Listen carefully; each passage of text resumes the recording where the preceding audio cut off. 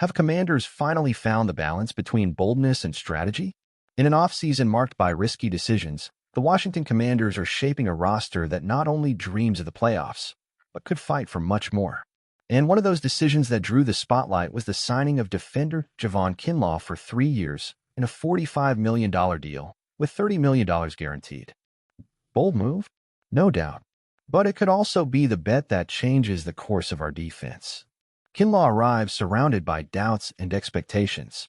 Many analysts call the contract excessive. Others see him as an underrated talent. But the one who truly believes in the player's potential is Adam Peters, our GM, who was directly involved in selecting Kinlaw in the 2020 draft when he was still with the 49ers. Now, Peters is betting that the best is yet to come. And he's not the only one. Kinlaw himself responded to the criticism with confidence. In an interview with ESPN, he was direct. "They believe in me, and that makes all the difference. I'm getting better every year, and I'm going to keep evolving." The truth is, Kinlaw is coming in to contribute, not to carry the defense alone. Alongside Darren Payne and rookie Johnny Newton, he can shine in a well-structured system, especially with the absence of Jonathan Allen. It's not a direct replacement, but it's a reinforcement with size, strength, and room for growth. But the defense still has a concerning gap, the edge rusher position. The departure of Dante Fowler Jr. to the Cowboys left a void that has yet to be filled with a strong presence. Dorrance Armstrong Jr. and Dietrich Wise Jr. are solid pieces, but they're not problem solvers. Frankie Louvu can be explosive, but his strength lies in blitzes, not in constant edge pressure. So what's the plan? 2 paths are on the table. Go after a big name via trade. Names like Trey Hendrickson are floating behind the scenes, or invest heavily in the draft. With picks 29 and 61 in hand, the Commanders have the ammo to secure a young talent that can grow with the franchise's new face. And speaking of team pillars, Terry McLaurin remains the heart of our offensive unit. That's 5 straight seasons with over 1,000 yards, and after a campaign with 13 touchdowns, the debate now is, will he get a contract extension? The answer, according to Adam Peters, is promising. Talks are progressing well, and the front office wants to keep McLaurin in D.C. for many years.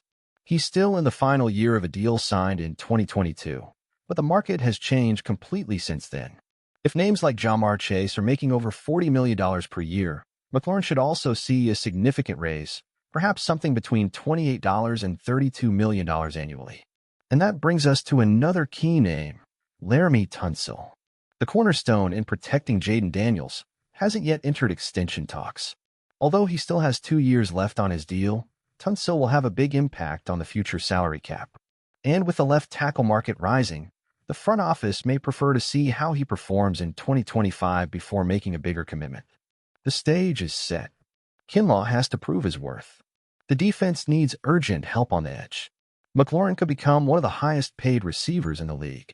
And Tunsil, he might be Adam Peters' next big move. And now I want to hear from you, fan. Do you think the Commanders made the right call betting on Javon Kinlaw? Should the team go all in during the draft for a pass rusher or try a trade?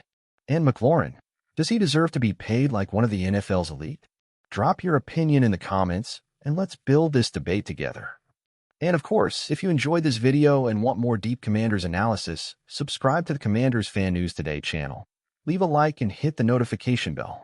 Hail to the Commanders. The season promises to be electric.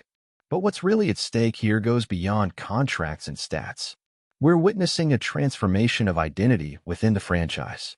The arrival of Jaden Daniels as the new quarterback is the symbol of a new era, and everything the front office is doing now seems centered around giving the kid a stable, competitive, and winning environment from the very first snap of Week 1. The renewal with McLaurin? A clear message: we want to keep our leaders. The acquisition of Tunsil. Maximum protection for the franchise's future. The bet on Kinlaw? A calculated risk to rebuild the heart of the defense. These moves together show that the Commanders aren't just trying to compete, they're trying to win with purpose. And that takes courage. There are still unanswered questions. The defense needs a finisher. The linebacker group needs to show consistency. And the offensive chemistry between Jaden Daniels, Deebo Samuel, and McLaurin will be tested early in the season. But one thing is certain, fan, for the first time in a long time, there's a real sense of direction in Washington. And here at Commanders Fan News Today, we're going to follow every step of this journey. In the upcoming videos, we'll dive deep into possible draft names that could reinforce the defense, analyze the salary cap numbers for 2025, and discuss how the new defensive coordinator is shaping the system to maximize this new defensive front. And speaking as a true Commanders fan, man, I have to admit, it's been a while since I've felt this excited about where this team is headed. Seeing the front office being aggressive but smart gives the feeling that we've finally left behind that limbo of conservative decisions and moves with no identity. Adam Peters arrived showing he's not here to play around, and that resonates with those of us who follow this team season after season, waiting for that one moment that changes everything. About Javon Kinlaw, I get those who are skeptical, especially because of the injury history and his inconsistency with the Jets. But if there's a place where he can turn things around, it's here. He's not going to carry the defense on his own. He'll be surrounded by a strong group with real chances to make an impact. And sometimes all a player needs is the right environment and the right belief to break out.